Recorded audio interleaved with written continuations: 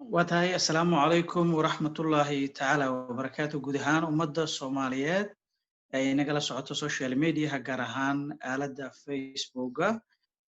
مانتي أو تاريخ مانتي أو أهم علينا حدا تاريخ ذنو كبيران تهي أفري توانك بيش اللي حاد سند لبضا كون يلواتنك وحانو كسو كنا هودنك إزويزرلاند وحنا هلكان كو قبان دونا داوديال برنامج عافيمات أو كو آدن وعيقلين عذرك اللي يراد كوفيد-19 أما كورونا فيروس barnaamijkani oo ah barnaamij caafimaad waxaa soo qaban qaabiyey golaha sare ee qurba joogta Soomaaliyeed ee loo soo gaabiyo GDS Global Somali Diaspora. haddaba barnaamijkani waxa uu hore uga baxay wadamo kala duwan oo ay ka mid yihiin Australia,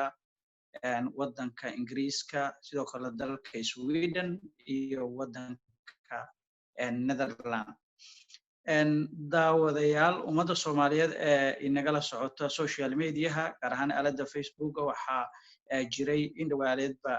cudurkani COVID-19 waxa uu halakeeyay ummad badan oo ku sugan adduunka gaar ahaan ummadda Soomaaliyeed ee iyagu ku sugan qurbaha.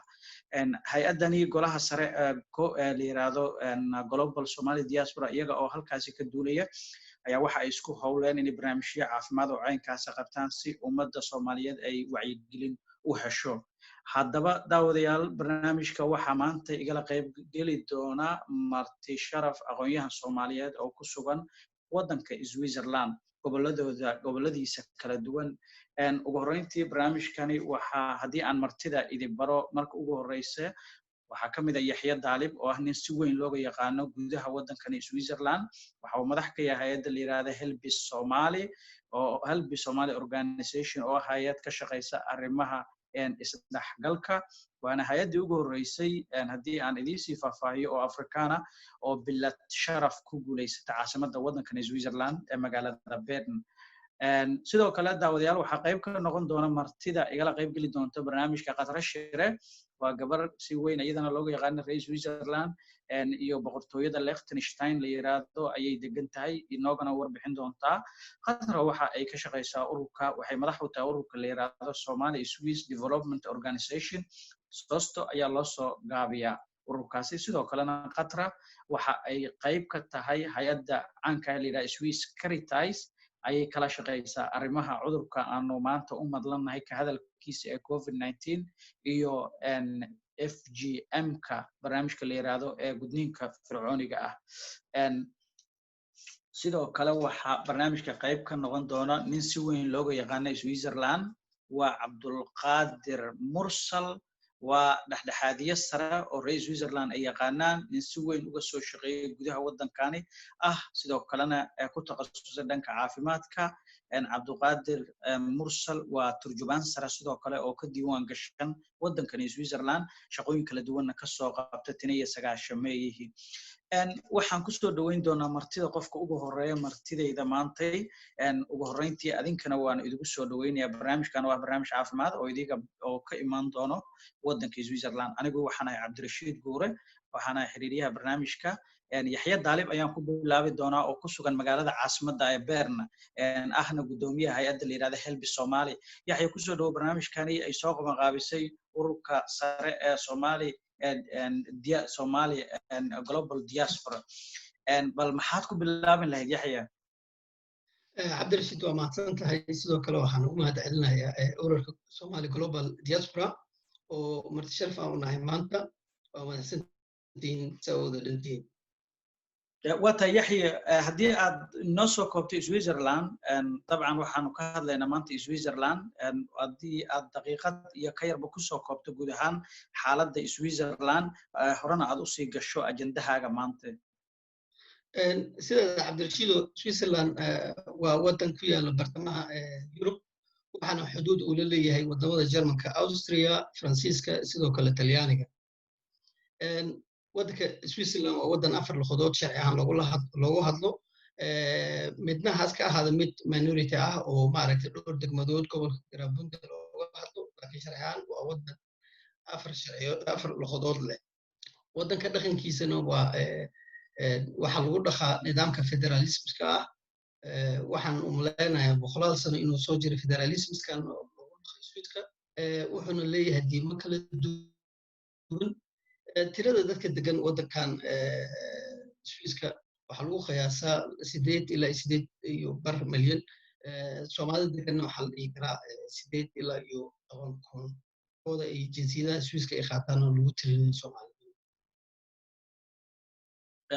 waa tahay yaxye nin waxa tahay si weyn uga shaqeeya waddankan sidoo kalena hay'ad helbi Soomaali madax ka ah arrimaha Soomaalida iyo integrationkana si weyn uga qayb qaato cudurkani ka hor iyo inta cudurkani jiray bal ka waran Switzerland sidee u maarayso cudurkan kaalin intee leeg ayay ka gashay arrimaha maaraynta guud ahaan ummadda Soomaalida ku sugan waddanka maadaama caasimadiina aad ku sugan tahana xaaladooda ka warbixi cabdirashiid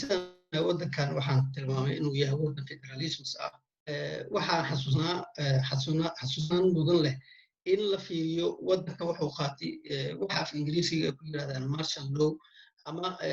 wuxuu qaatay waddankan sharciga ay yiraahdaan maaragtay epidemic gesetzes afka Germanka oo ah sharciga loogu talagalay cudurrada faafo ay qaateen si looga hortago maaragtay dowlad goboleed walba inay qaadato nidaam iyaga khaas u ah ama si dhaqaaq khaas ah ay suubiso waddanka oo dhan maaragtay oo ka dhici lahaa maaragtay isku dhex yaac marka maareynta waxaan ka bilaabaa number 1 ay aad u guuleysay dowladda waxaa ka mid ah arrintaas ay ku dhawaaqday wax walba federaal lagu sameeyey taas macnaheedu waxa waaye laakiin federaalka wuxuu go'aamiyo si dowlad goboleedkana ay kaga shaqayso shuruucdaas haddii la fiiriyo wuxuu leeyahay qodobkeeda koowaad oo kale wax walba pandemic markuu yimaado waxaa awoodda lahaanayso federaalka ayagaa go'aamada qaadanaya iyagoo ilaalinaya maaragtay waxyaabaha kasoo yeero WHO ay taasna ay tixraacayaan waxa kale ay bunduska ama federaalka ay iyadana ay aad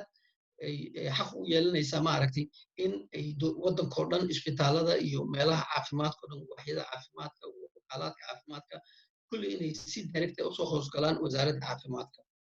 marka taas ay ku guuleysteen ayaa waxaa la suubiyey in qayb ka mid ah wasaaradda caafimaadka ay dhiibtay nin ah maareeyaha sare arrimaha COVID-19 Daniel Koch oo haddeertan ka degay isbuuc ama 2 isbuuc kahor Daniel Koch kaligiis ma uusan shaqaynin marka wuxuu dhistay teamskaas ayaa waxay ka wada socdeen qayb ka socoto caafimaadka of course qaybta weliba cudurrada faafa viruska iyo bacteriyada wax saas oo kale qayb ku shaqale isku xirka isbitaalada waddanka oo dhan ama ha ahaato dhanka magaalooyinka iyo kuwa maxay dhahaan degmooyinka yar ama baadiyaha ku yaalo sidoo kale waxa aad loo ilaaliyey meelaha dadka waaweyn loogu hayo waxa kaloo la ilaaliyey hay'adaha sida Spitexka qaybta Jarmalka ma aqaan afka Faransiiska ama Talyaani waxa lagu yiraahdo kuwa ah u tago dadka waaweyn oo qaligooda degan caafimaadkooda iyo dhaqaaleeyo sidii ula dhaqmi lahaayeen wixii oo dhan ay maareeyeen groupkan waxa kaloo ku jirtay tiimkiisa kuwa ka socda wasaaradda dhaqaalaha si loo ilaaliyo dhaqaalaha waddanka inuu iskugu daba daadanin waxaa ka socday qayb kale oo wasaaradda amniga si loo ilaaliyo maaragtay amniga waddanka inuu sidiisa u taagnaado marka waxaad arkaysaa tiimka ninkan loo suubiyey wasaaradda caafimaadka waa qayb walba wasaaradda ka socoto wasaarad walba group baa ka socday marka tiim adaga loo suubiyey oo si fiican u maareeyey sidan aniga aan aaminsanahay dowladda waxaa la dhihi karaa arrimahaas oo dhan waa aad iyo aad ay ku guuleysatay maaragtay inay maareyso arrimaha oo pandemika ah ama COVID-19 walow ay jiraan meelo dhaliilo ka imaan karo oo waxyaaba aan ka taaban doono insha allah kala mudnaan leh dhammaadkii bisha Maarso dowladda waxay ogolaatay in la suubiyo task force oo dad saynis yahaniin ah oo ka baxsan wasaaradaha dhan oo ka baxsan hay'adaha dowladda task forcekaas maaragtay oo jaamacadaha waaweyn la shaqeynayo oo dowladdana maaragtay la talin siinayo iyo gobollada iyo hay'adaha caafimaadka waxyaabaha ay ka barteenaa ka mid ah ay dowladda aad ugu dadaashay waxaa kaloo aan dhihi karaa dowladda waxa ay ku dadaashay Yurub badankeeda waxaa la ogyahay maaskiga iyo arrimahaas oo kale inay xiriiri ku gashay maaskada oo maaragtay sanka iyo afka lagu xirto dowladdan waxay suubisay laba mashiin ay dalka shiinaha kasoo gadatay oo si degdeg ah waddanka gudihiisa in loogu suubiyo waxaa kaloo jiro gobol ay yidhahdaan Graubünden oo asagana ku dhow Talyaaniga asagana maaragtay warshad ku taali jirtay arrimaha qalabka suubiyo qalabyada lagu neefsado ama loogu talagalay dadka markay neefsan waayeen maaragtay isbitaalada loo isticmaalo aaladaas ay samayn jireen dib ayaa loo soo aasaasay hay-addii waxay bilowday in ay suubiso wax walbo loogu talagalay waxay ku guulaysteen in ay helaan mashiino ku filan waddanka marka waxyaabahaas oo dhan waa waxyaabihii ay ku guulaysteen waxaa kaloo mudan waddankan in la ogaado sidiisa waa waddan qaalihiisa badana bangiyada iyo tourismka ama dalxiiska sidoo kale daawooyinka waaweyn ayuu ku xirnaa marka wixii daawooyinkii bangiyadoo kale backgroundka laga shaqayn jiray dhaqaalahaas dhibku kama soo gaarin waddankan waxaa dhib ka soo gaaray dhanka dalxiiska oo waddankan sanadwar waxaa dhici jiray maaragtay aroosa meesha dhan Graubünden oo laga suubi jiray ciyaaraha barafka oo sanadkan la sugaa ilaa iyo 30-40 kun oo la joojiyey dhaqaale badan oo kaga lumi ciyaarihii sportiga oo dhan aan dhicin hadeertaan cabsida jirto waa tourismaha ama dalxiiska inuu furmi waayo kale la sugaa ilaa uu ka furmo sidaas aawadeeda waddanka stable oo noqday maaragtay dhaqaalihiisa maadaama uu banuugta iyo shirkadaha waaweyn sida Nestle oo kale ay weli ay taagan yihiin hay'adaha caafimaadkana waddankan waxaa cajiib ah waddankan COVID-19 ka hor sidiisaba waddankan stable oo ahaa caafimaadkiisa aad u dhisnaa ha ahaato isbitaaladiisa ha ahaato meelaha dadka waaweyn lagu hayo ha ahaato clinicyaalka wuxuu leeyahay isbitaallo aad u fara badan clinic aad u fara badan waddanka waxaan ognahay xataa dalka Faransiiska inuu dhar sariiro gobolada u oggolaaday dadkooda inay keensadeenba ay ku daaweeyaan taas macnaheeda waxaa arkaysaa gobolkan deganaha caasimadoo kale 4 meelood markii loo dhigo 3 meelood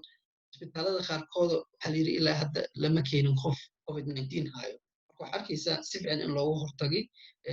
isbitaalada yar xataa waxay suubiyeen khaliimadayaa la joojiyey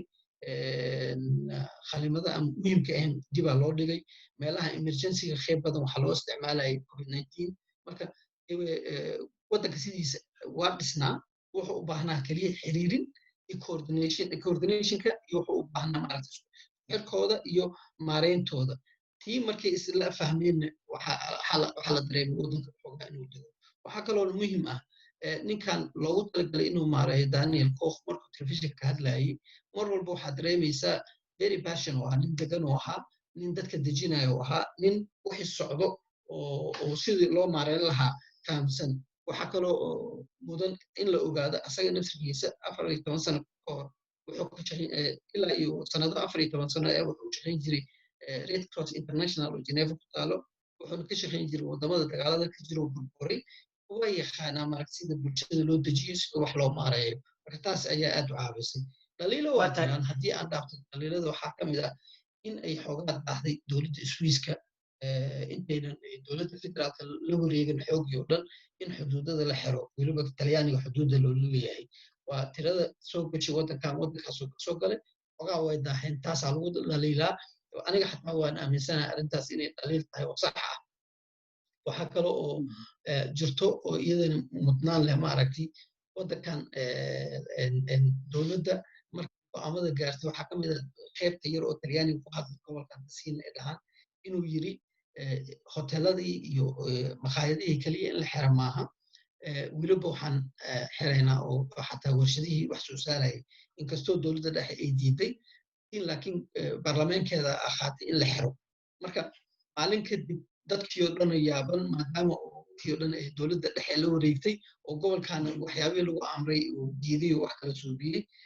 dowladda khaladkeeda way la noqotay waxayna siisay inay saxan tahay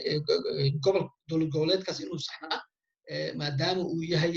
epic center macnaha haddii talyaaniga nortiga la fiiriyo waa meesha yurub ugu darneed waddankaasna wuxuu afka u saaran yahay north italia ama waqooyiga talyaaniga maadaama ay saas ay tahay waxaa la yiri way u leeyihiin waxyaabahaasaa ka mid ah swiiska lockdownka waddankan waxaa la suubiyey 16 mars 27 waxaan ognahay in xoogaa la jilciyey mahadsantahay marsan adaa mudan walaalkay aad baa u mahadsantahay yaxye warbixintaada qiimaha badan waxaad moodaa waqtigii inuu kaa dhacay waan jeclaynay inaad sii wadato laakiin waqtigii ayaan beeqaaminaynaa aad baa u mahadsantahay yaxye markana waxaan waqti siin doonaa daawadayaal Qatra Shire waa guddoomiyaha saan hore idigu sheega Somali Swiss Development Organization Qatra soo dhawow waxaad degan tahay waddanka Liechtenstein ugu horreyn bal daawadayaasha uga warbixi Liechtenstein xagee ku taala dad intee la eg ayaa degan xagee diris la tahay kadibna hore u gal arrimahaaga ku aadan arrimaha ugu tala gasho maanta wacyigelinta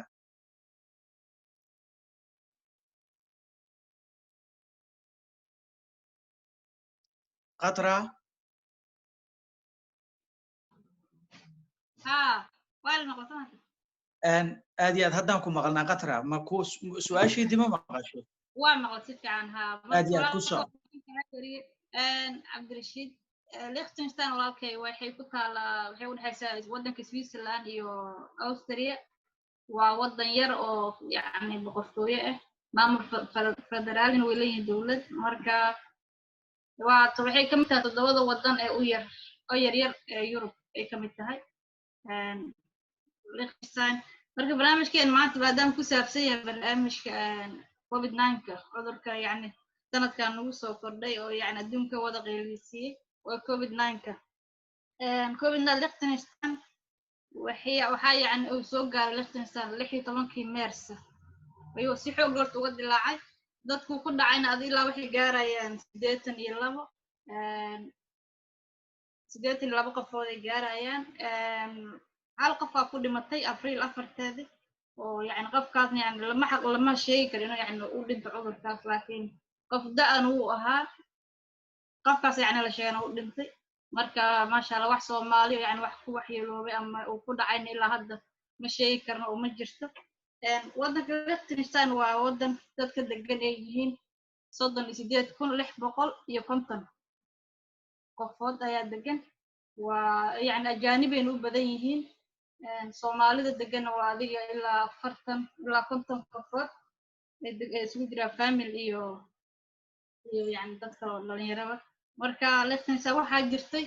oo sababay in la baajiyo waxaa jirtay 15 August xaflad weyn oo yacni maalinta qaranka ee dhalashada uu leeyahay boqorka ayaa jirto 15 August la qabto taas isugu yimaadaan dad ka badan inta waddanka degan ka badan ama isugu yimaadaan taasoo sababtay in la baajiyo marka هذا يعني حاليا تلجوا لقتنسا ما جرى قف يعني وحنوصنا مسبتا وجيفته عذر كوفيد-19 مركا باكعد waata Qatraay waxaad moodaa waxa ugu horeeyo saameynta ugu yeeshay inay tahay dhalashadii boqorka oo idiga istaagtay waa tahay Soomaalida degan waddanka maadaama tahay qof activist ah oo si weyn looga yaqaano boqortooyada Liechtenstein ma la soo wariyay qof Soomaali oo cudurkani haleelay ما والله إلا هذا قف صومالي عذر كهريري أو وقتنا كاليختنستان دقن ما لهن تاتنو إلى مهديس مركا أني وحال الله شقايا كاركتاس شوايس كاركتاس سويسرلاند مركا وروحا كلا شقايا جري برنامجكا كورتاقا قونيك فرعونيكا مقوعي تلسوق قابل إلى FGM كدي مركو عذر كان دلاعي حال فراكا بحثي وحي يعني مركا ورا برنامج كان تاكلين هذا يعني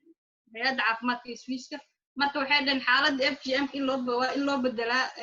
ka hortagga cudurka coronavirus-ka sidaas ah u shaqeysan marka meeshii anagana wacyigelinteena ka bilaabnay anaga iyo 3 gabdhood oo Soomaaliyeed marka sidaas barnaamijkii aan ku wadnaa waa gartay haddii aad sharaxaad kooban naga siiso intii aad hawshan ku jirteen wacyigelinta qaab caynkee ah ayaad wacyigelinta u wadi jirteen adiga iyo gabdhahaas kale ee aad tilmaantay by telephone يعني أما WhatsApp group إيمو group يعني by telephone كل ممنوع هاد مركز وحي شان روح كبدن اسكوما ما كري مركز دم إلا الله ممنوع عوا شنتي قفات مركز دم رقاب وحاسة معنا تلفون يعني قفتي يعني call conversation أو يعني وعسومة إنه سيداتنا يعني وحي ورا العسين إنه رئيس ودارسي يعني حالة دان إنه أباهنت هاي أتكيس الدلال يسكاش اللوغو بحكرة سيد اللوغو هرتقي لهاي وقفل بنا كارنتيس كقاعدة لها يعني ka bilaab lahay nadaafadda xaafadiisa iyo yani sida wacyigelin sidaasa marka aan bilaabnay marka maasha allah yani waana ku guulaysanay waa tahay qatraay yurub inta badan beriyo 15 bisha lixaad haddii alla idmo sanada aan ku jirno 2020 waxa loo madlan yahay ilaa furo xadadka isku socodkiisa caadiga loo furo bal Liechtenstein inooga warbixi ayadoo qayb ma ka tahay wallahi Liechtenstein waxay ka tirsan tahay waxay yani xad la leedahay Austria Swiss kama xirno iyada yani ilaa markuu cudurka dilaa ilaa hadda wax yani xad way leedahay laakiin lama xirin oo Swiss ayada yani militariga iyo qaab walbaba booliis yani Swiss la qaybsada حتى كليو كحر وأوستريا إن شاء الله 15 ayaa Swiss furaa Liechtenstein saas ugu furantahay marka Liechtenstein mar walba waxay hoos timaadaa Switzerland waa marka xataa cudurkii uu dilaacay waxa kaalinta weyn ka geysanayo caawinayo waxay ahayd Swiss-ka ilaa xataa ay ka dalbadeen military ka caawiyo la dagaalanka cudurka coronavirus-ka marka mar walba waxay ku tiirsan Switzerland xadkana kulay ayaga Swiss-ka waxay xad u leeyihiin si wada jira Austria 15 kan marka la furaa buu ilaahay raasarjeen waa tahay haddoo alla idmo bal waxaad inooga warantaa qatraay wadanka Liechtenstein waxaad moodaa waa wadan yar oo aad u kooban dadku ku dhacana wuu kooban yahay hay'adiina Swiss Caritas maadaama loo jiheeyo qayb ka mid ah shaqadiinii in la wacyigelinta COVID-19 cudurkan adduunyada ku soo kordhay ma la dhihi karaa qayb weyn ayay ka qaadatay hay'adan iyo wacyigelinteeda la dagaalanka cudurka taas waxa la dhihi karaa waa sababta Swiss-ka kaalinta koowaad ugu gal la dagaalanka cudurka coronavirus-ka yani isku xirka bulshada yani dhan walba uu yani ula dagaali karo cudurka ayuu yani waxa dhihi karaa uu xoog saaray in ajaanibtana ay iswacyigeliyaan يعني هيادي عافمادك يعني isku dayay sidii ku xalli karaa marka waxa dhihi karnaa kaalinta weyn sababta ugu gal waxa kamid ah yani barnaamijka anagoo kale yani ma yani xaafado waa gartay wadanka Switzerland ayaad xal la leedahay inta badan booliiska iyo xabsiyada iyo si guud waxa ay Liechtenstein u hoos timaadaa Switzerland walow ay tahay boqortooyo gaar ah iyo dawlad gaar ah oo calan leh dhinaca Soomaalida ku nool wadankaasi Liechtenstein goob ay isugu yimaadaan maadaama aan la isku imaan karin cudurkan daraadii goob ay si hadala ugu kulmaan oo gaar ah uma jiraan oo ilaa hadda abuuran oo laga wacyigeliyo mise cudurkii maadaama uu yaraado waa dhamaadaa la yiri oo arrimii wacyigelintu way yaraadeen والله كل ما جرت قوة قاس أو يعني السوي ما ذو ما جرت وعي قلنتنا كل أنا قوة لكن ما جرت ما قاس وأنا قالنا حاجة برنامج كلا أو يعني لو تلقى لي أوين كلي هذا فهمتيش قاسوا أنا مرة يعني عذر كهر بالسعودي أو كصاب سن عافيمات كواحد برشة برنامج سياسة كالوجرة لكن برنامج هذا قاس أو يعني سومال مل قاس لو وعي قليل أو أساسا ما جرت waa tahay waqtigaagii waxaad moodaa inuu gabagaba inoo yahay balse wax yar ayaa inoo sii hara khatra weli wadanka Liechtenstein ee aad ku sugan tahay waa wadan aad u yar aad u kooban waxaa jiray Yurub wadamo badan oo kamid ah in la xiray goobihii waxbarashada iyo goobo si guud loo xiray goobaha ugu badan ee la iskugu yimaado waxaad inooga warantaa Liechtenstein iskuuladii ma la furay iyo goobihii caynkaas ah mise waxyaabo weli u xaniban ayaa jiro COVID-19 maya يعني Liechtenstein waa la furay badan iskuuladii waa la furay 18 waxa la furay Maarso marka yani hadda meel la dhigi karo corona waxa u xirantahay ma jirto si tartiib waa yani isku furfuro wadanka waxa xiran kaliya waa xadkii si guud marka waxa la dhigi karaa wadanka Liechtenstein waa aad tahay aad bay u mahadsantahay Khatra Shire markana waxaan waqti siin doonaa daawadayaal Abdulqaadir Mursal oo ah nin aqoon-yahana oo si weyn looga yaqaan wadankan Switzerland saan hore idigu sheegay sidoo kalena dhexdhexaadiye sare oo muddo ku noolaa wadanka Switzerland Master Mursal sidoo kale waa turjubaan sare oo arrimaha caafimaadka ka qayb qaato Mursal soo dhawow ku soo dhawow madashani maanta aan ugu hadlayno cudurkani COVID-19 si guud si gaarkan Switzerland ku soo dhawow madasha Mursal بسم الله الرحمن الرحيم. عبد الرشيد قوري وسلام يا وانكسو دوهي إن شاء الله. آديات بانو فرح سنة هاي إن المانتا إذا كلا قيب قاتو برنامج كان واحد لينو كوفيد 19 كيسوء أبابولين مدشة جلوبال سومالي دايسبورا. آديات بانو مهد علينا وعي قلينتا هوش وين يستاقين إن يقبطان أمد الصوماليات. tahay aad baad u mahadsan tahay mursal sida aanu dareemayno waddankan Switzerland wuxuu ka mid yahay wadamada u horeeya ee maareeya COVID-19 sida warbixin ka soo baxday hay'adda caafimaadka adduunka lagu sheegay WHO bal waxaad inooga warantaa maadaama nin aqoon-yahan oo muddo arrimahaasi ku jiray sidoo kalena COVID-19 arrimaha caafimaadka wax badan ka yaqaano Swiss sida ay ugu suurowday in warbixintaas ay ka noqoto maxaan ku iraadaa waddankii ugu horreeyay oo sida wanaagsan u maareeyo bal warbixin kooban inaga sii kadibna toos ugu soco ajandahaaga ku aadan madasha waa mahadsantahay cabdirashiid run ahaantii in badan oo ka mid ah sababihii maaragtay Switzerland ay ugu guuleysteen inay noqdaan wadamada sida ugu wanaagsan u maareeyay cudurkan waxaa ka hadlay walaalkay Yaxye ayaa qayb ka taabtay oo dhanka dhaqaalaha iyo habka caafimaadka ay u dhisan yihiin waxaa kaloo ka taabatay dhinac ka hadashay walaasheena Khadra waxaan ku dhamaystirayaa macnaha waxyaabo badan oo waxaa jira dalkan waa dalka haddaad qorto waddanka adduunka ugu wanaagsan haddaad qorto Google aad geliso waxaa ku soo baxay Switzerland macnaha waxyaabaha ay ku kasbato waxaa ka mid ah waddanka waddan dhaqaale leh oo macnaha waddanka waddan dhaqaale leh weeyaan waxaa idin tusayaa xogaa statistikada iskula socono maaragtay waxaan tusayaa statistikada marka runtii waxay ka waddankan waxa u saamaxay inay noqdaan waddanka sida ugu wanaagsan u maareeyay waa waddan maaragtay maamulkiisu wanaagsan yahay oo dhaqaale fiican haysto dadkiisana ay u dhigan nugul yihiin maantii waxa waaye waddankan dadka maaragtay ku nool waxyaabaha iyaga waxay u dhisan yihiin qaab ururo ah oo iyaga maaragtay is abaabulo dadkoodii nugul iyaga maaragtay gacan siinayay dhinaca caafimaadka gacan bay siinayeen maaragtay marka qaabkaasi u dhisan yihiin ayaa waxay u saamaxday inay dadka maaragtay aad iyo aad ugu guuleystaan maareynta cudurkan dadka ku dhintay Switzerland waa sida ogsoon tihiin waa iska 1677 qofood ayaa u dhimatay dadka u dhintay intooda badan waxay ka weyn yihiin 60 sano qaarkoodna boqolkiiba 78 ama 80 aan dhahno waxay qabeen cudurro u gaar ah oo markaasi ugu yaraan ilaa 3 cudur oo la tilmaamo sida macaanka dhiig karka iyo wadna xanuunka ay qabeen marka dad da'ay ay ahaayeen run ahaantii waddankan waxaa kale oo run ahaantii u saamaxay inuu noqdo wadamada sida wanaagsan loo maareeyay waxa weeyaan wuxuu la soo laabtay macnaha muwaadiniintiisii ku maqneed dibadda ku maqneed ilaa 4200 oo maaragtay muwaadiniin ah ayuu isla markii soo qaaday oo diyaarado ilaa 35 flight ayuu u reservey si uu u keensan dadkii soo ceshto dadkii markaas meelahaas ku xamidnaa ee maaragtay u baxay maaragtay inay maaragtay dalxiis u aadaan ama dadkii doonaya inay waddanka dib ugu soo noqdaan waxaa kale uu ku guuleystay waddankan macnaha wuxuu dadka mar walbo maalin walba wuxuu sameynaya warbixino marka la gaaro 2 galabnimo wuxuu siinaya warbixino iyo awaamirta cusub ee markaas soo baxo si dadka ay maaragtay haddii ahaan lahayd maaragtay dhanka dhaqaalaha haddii kale mar walba wuxuu soo fariisinayeen meesha dad maaragtay kala taliyo marka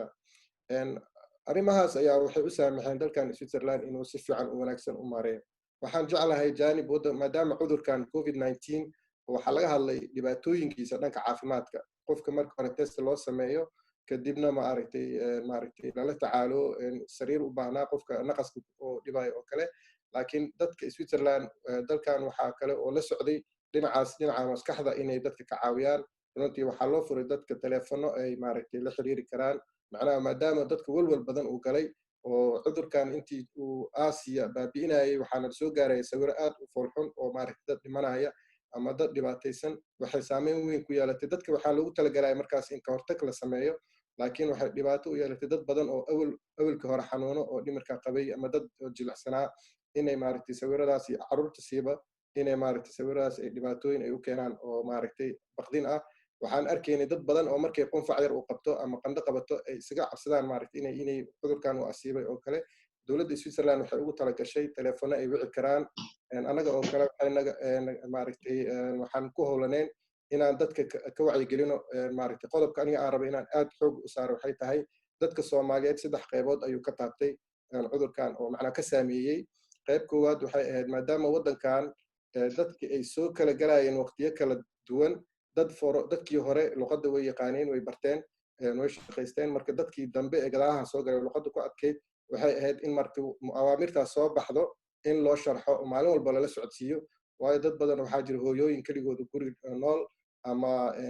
aabayaal keligooda nool waxay ahayd mar walba maadaama isku tagii iyo sidii soomaalida dhaqankeena ahaa isku tagi jirnay la joojiyey waxay ahayd qof walbo in si gaara looga warhaayo oo maaragtay niyadda loo dhiso oo la yiraahdo cudurkan waa cudurka inta dadka badan ay ka kacaan laabta loo dejiyo maaragtay waxaa kaloo taas ku xigtay dadka shaqaysto oo maaragtay ka shaqeeya soomaalida badanaa waxay ka shaqeeyaan isbitaalada iyo xarumaha caafimaadka waxay kalkaaliyaal ka yihiin ama dhinaca nadaafadda marka waxay aad ugu baqi jireen inay shaqadoodii ay kasoo qaadaan ay u keenaan guriga oo ay maaragtay reerkoodii iyo carruurtoodii cudurka u keenaan dad fara badan waxa weeyaan waxay u baahnaayeen in maaragtay loo sameeyo support maskaxiin loo caawiyo la yiraahdo cudurkan maaragtay dadka kale ee kula shaqeeya iyagaba way joogaan reere ay leeyihiin marka dhibaato ma lahan haddii aad gacmaha iska dhaqdo distance aad ka qaadato qalabka loogu talagalaa xirato yani dhibaato badan maku imaanayso runtii guryaha markay soo noqdaana waxaan siin jirin talooyin inay maaragtay guri markay imaanayaan isqaab dharka maaragtay si fiican isaga ilaaliyaan marka dad badan waxa waaye cudurro waxaa jira iyaga ku gaar ahaa oo dadkaas ka shaqeeya isbitaalada oo kale oo macnaha xanuuno oo waxay jiraan oo dadka daal maaragtay markii ay ka badatay shaqadii iyo dhibaatooyinka badatay qaar badan ayaa waxa weeyaan waxay samayn jireen shaqo joojin ayay samayn jireen marka iyagana waxaan samayn jirnay waxay u baahnaayeen in si maskaxiyan loo caawiyo laga warhaayo lala socdo oo maaragtay si ay maaragtay burnout wax la yiraahdo aysan ugu dhicin marka qaybahaas ay ka taabid qaybta ugu dambaysa ee hadda soomaalida ay ka saameyso cudurkan marka waddankan la joogo waxay tahay dadka ka shaqeeya oo iskood u shaqaysta oo kale oo la yiraahdo maaragtay uberka dadka ku shaqeeya ama taksiyada wato iyaga waxa la yirahdaa macnaha self employee marka dadkaas waxay ku taabatay maadaama la xiray xafiisyadii dowladda oo dhan dowladda maalin waxay soo jeedisay in maaragtay formular maaragtay laga buuxiyo internetka laga buuxiyo si loo helo mushaar kab ah oo ay dowladdu u talagashay dadka qaarkood aad ay dhib ugu ahayd maaragtay inay processkaas ay maraan marka waxa weeyaan iyagana waxay u baahnaayeen kaalmo oo xogaa dhibaatooyin dhankaas oo xagga financialka ah oo ay dowladda ay ku shaqaynaysay hab online taasna waxa weeyaan qaybta kale oo ay soomaalida ay ka taban haddii aan usoo noqdo cudurkan covid-19 wax uga dhintay dad soomaaliyeed ma jiro dad uu ku dhacay way jiraan dhalinyaro ah oo ka kacay oo maaragtay ka bogsooday odayaal ilaa 3 qof ayaa haddeertaan u jiifa isbitaal iyagana adeeg caafimaad ay helaan inta gobol aan ka warhayo aniga hadda maaragtay gobolada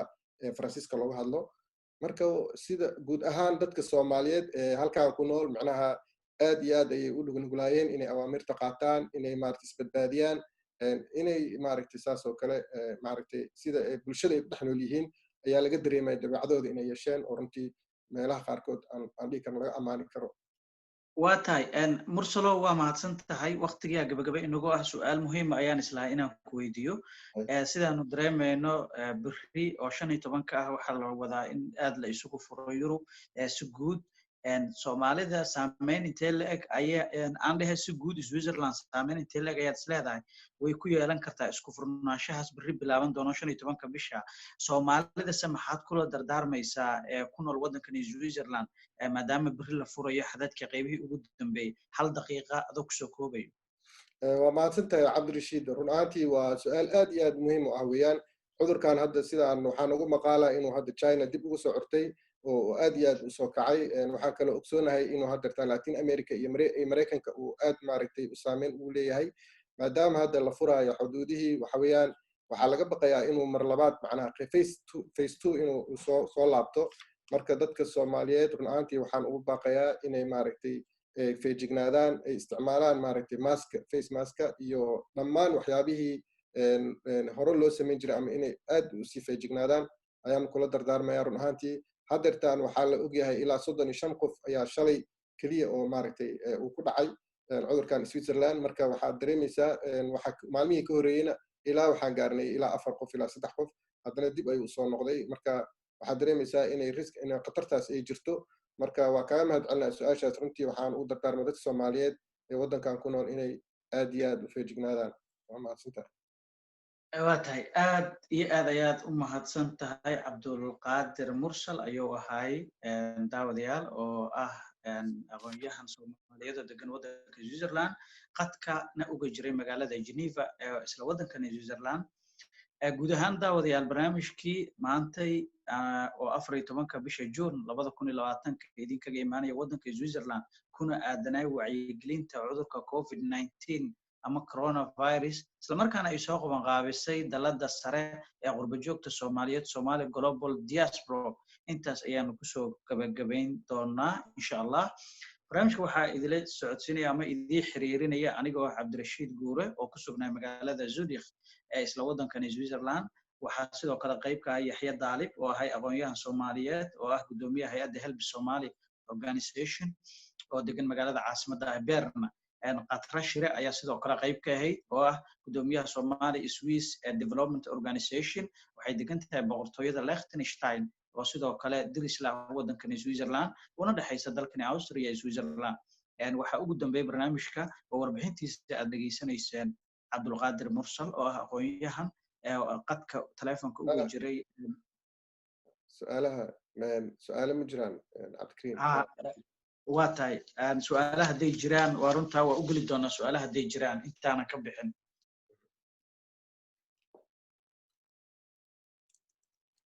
kommentayaal Facebook la kusoo qoray haddaan kuu soo diraya insha Allah.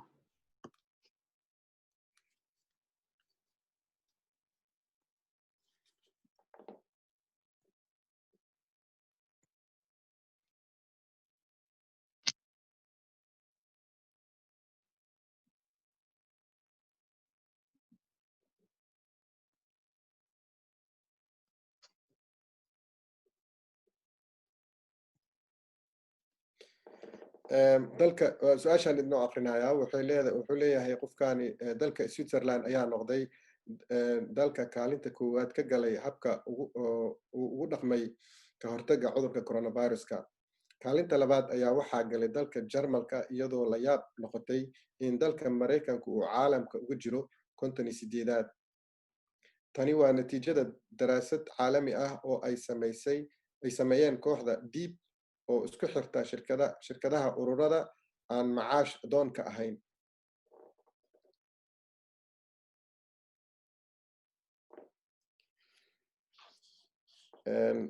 Cabdirashiid si fiican kula socdaa Mursal.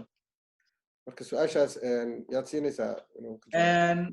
waa mahadsantahay Cabdulqaadir. ku soco Mursal isla su'aashaas adiga oo mahadsan. ku soco waddanka Switzerland sidaa ayuu ku sheegay daawadahaasi maxaa ugu wacana isleedahay? run ahaantii hadda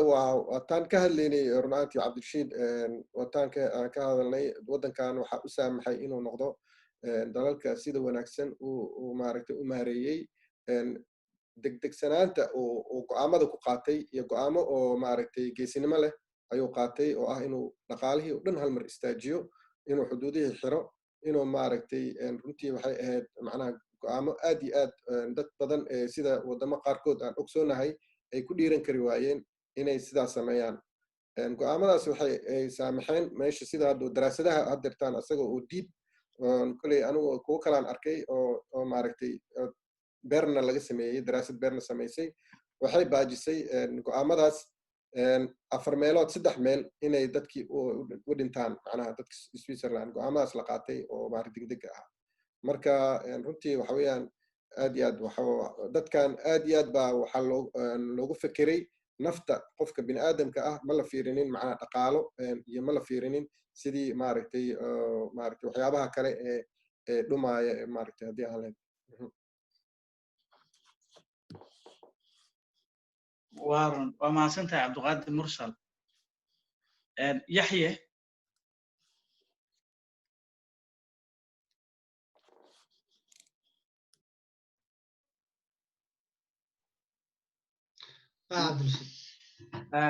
waxaa ku diri lahayd haddii aan usoo noqdo qaybta maaragtay number 1 oo ku noqday Switzerland xaqiiqdii waa arrin sax ah. markii hore muddo dadka badankooda inay xabsanayeen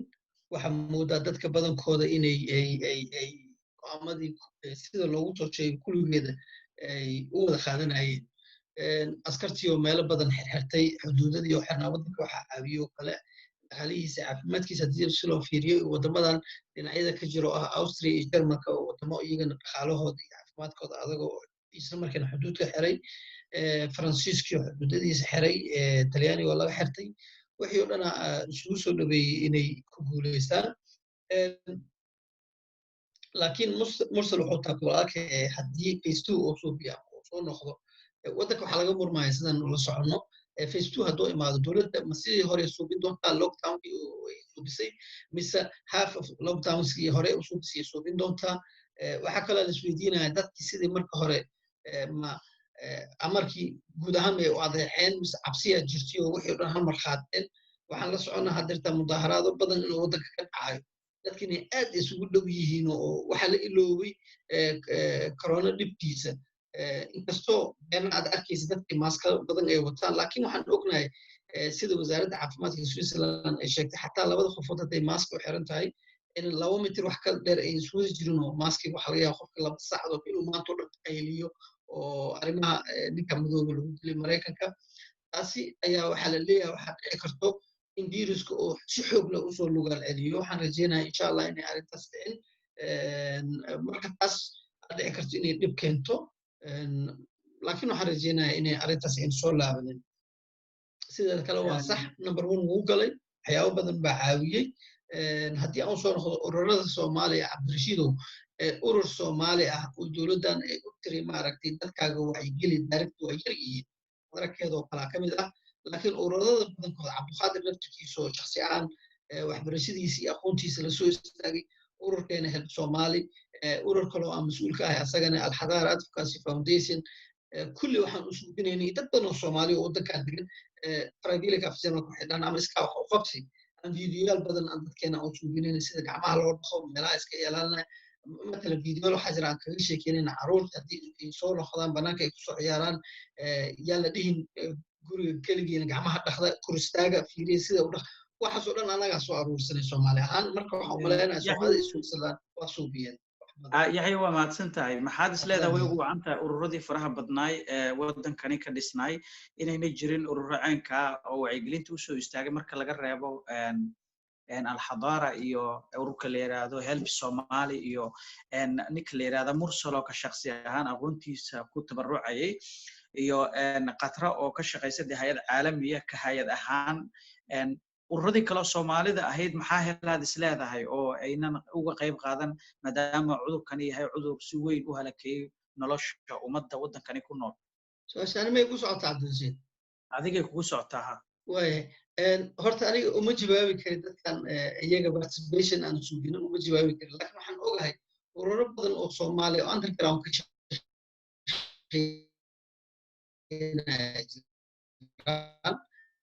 shakhsiyaal badan oo anaga aan ka sii jiro waa jiraan waan soo koobi intaan aniga aan xasuusto madaxayga aan ku haayay dadka haddii joogo aan dhici karta laakiin waa jiraan dad badan oo aanan ka howlgelin arrintaas haddii loo fiiriyo Soomaalida laakiin ajaanibta kale I believe inaan nahay dadka top 10 ku jiro oo dadkooda u soo gurmaday aad baa u mahadsantahay Qatra Liechtenstein waxaa ka dhisan ururo aad qayb ka tahay dabcan Soomaaliduna ay madax ka yihiin ma jiraan ururo kale Qatra oo qayb ka ah la dagaalanka cudurkani ama wacyigelinta bulshadooda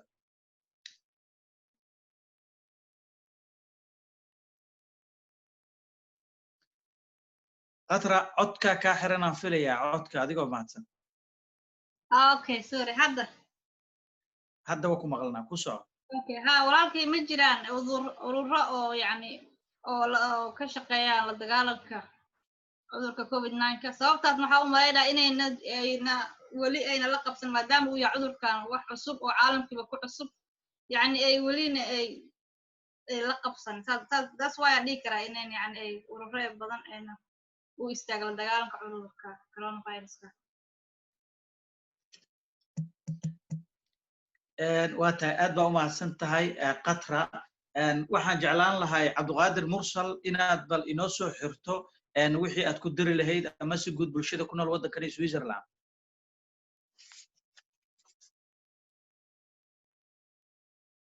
waa mahadsantahay cabdirashiid aad iyo aad runtii waxaan jeclahay inaan uga faa'iidaysto fursaddan inaan talooyin ay bixiyaan hay-adaha caafimaadka iyo maaragtay iyo dowladda Switzerland in cudurkan maaragtay marka hore la aqbalo inuu yahay xaalad aan caadi ahayn waxaan hore loo arkin wax dhib badan inuu yahay inaan maaragtay aqbalno ayaa muhiim ah marka hore run ahaantii marka lagu jiro in confinement marka guri lagu jirana waxa weeyaan in laga faa'iidaysto inaa maaragtay qofka uu dhaqdhaqaaq sameeyo oo jirkiisa maaragtay immune systemkiisa ama difaaca jirkiisa inuu kor u qaado waxyaabaha cudurkan looga hortago ayay ka mid tahay in qofka uu dad kale ku xirnaado uu la sheekaysto uu ka hadli karo cabsidiisa iyo dhibaatooyinka uu maaragtay waxyaaba uu dareemayo inuu helo saaxiib ah ama ehelkiisa inuu mar walba la xiriiro uu kala sheekaysto arrimahaaniti aad iyo aad ayay muhiim u tahay waxaa kaloo muhiim ah inuu qofka information raadiyo oo macnaha mar walba wax soo baxaya awaamirta soo baxaysa iyo talooyinka soo baxaya inuu la socdo qofka oo aad iyo aad information u raadsado run ahaantii waxa weeyaan waa sheegnay cudurkan difaaca jirkaaga hadduu fiican yahay haddii aad is ilaalisid insha allahu tacaala aad iyo aad buu maaragtay qofka uga badbaadi karaa runtii waxa weeyaan talooyinkaas ay hay-adaha caafimaadka bixinayaan aad iyo aad bay muhiim u yihiin runtii dadka way dhayalsanayaan qaarkood marka la aadayo dad badan meelaha adeega oo kale iyo meelahaas oo kale inaad maaska xirato waxba macnaha inaad ka xishooto maaha dadka qaarkood waxay leeyihin macnaha quruxda iyo ma u fiicna oo maaragta saas oo kale laakiin waxaa ka muhiimsan noloshaada ayaa ka muhiimsan iyo nafsadaada waayo marka cudurkan wuxuu leeyahay ka hortag unbuu leeyahay mar hadduu kugu dhaco ilaa hadda daawo looma hayo oo maaragtay isaga loola tacaali karo marka waxaa muhiim ah dadka inay ogsoonaadaan cudurkan cudur hore loo arkin ma ahan waa cudur faafidaankiisa uu aad u fudud yahay qofka si fudud ku qaadi karo marka insha allah waxaa weeyaan inaan dadka waxaan kula talnaa walaalahayga Soomaaliyeed inay aad iyo aad caafimaadkooda ugu fikiraan salaanta iyo waxyaaba badan oo maaragtay dadka contactska ama ahana aad isaga yareeyaan waa mahadsantahay intaasaan maaragtay aniga aan kusoo uga qayb qaadan lahaa waa mahadsantahay waa soo xiranaynahay ila tahay su'aal qof qabaa ma jira waa mahadsantihiin guud ahaan daawadayaal intaas ayaan kusoo xiranaynaa barnaamijkeena caafimaad ee idinkaga imaanaya waddanka Switzerland sidan hore idigu sheegaba marti sharafta qiimaha badan ee barnaamijka igala qayb qaadatay aad ayaan uga mahad celinayaa Qatra Shire Maxamed waxay live ka ahayd boqortooyada Liechtenstein oo ah waddan yar oo u dhexeeya wadamada Austria iyo Switzerland Qatra waxa ay qayb ka ahayd barnaamijkeena caafimaad barnaamijkana waxa soo qaban qaabiyay dalladda Somali Global Diaspora oo ah dallad isku hawshay arrimaha caafimaadka ee Soomaalida ku nool warbaha maadaama cudurkani COVID-19 oo soo siyaaday sidoo kale Cabduqaadir Mursal oo aan aqoon-yahana oo aan hore idiga sheekay shaqooyinkiisii iyo waxyaabaha uu ka qabto waddankan Switzerland sidoo kalena bahda caafimaadka qaybka waxa uu qadka uga jiray magaalada Geneva ee isla waddankan Switzerland waxaan sidoo kale u mahad celinayaa Yaxya Daalib Axmed oo ah nin si weyn looga yaqaano waddankan Switzerland Yaxya waxa ah gudoomiye ayuu u yahay Help Somali iyo sidoo kale hay'ad la yiraahdo Al Hadara hadii aanan qaldanayn Yaxya waxa uu qadka uga jiray magaalada caasimadda Bern iyo dabcan aniga wax Cabdirashiid Guure qadkana uga jiray magaalada intaaba u dhaxaysa ee Zurich tani barnaamij noocaana oo wacyigelina ama cayn kala isugu imaan doono طبعا وبهذا صاحبتي هي أنيقا أوديك تجيو السلام عليكم ورحمة الله تعالى وبركاته. السلام ورحمة الله. وعليكم السلام ورحمة الله وبركاته.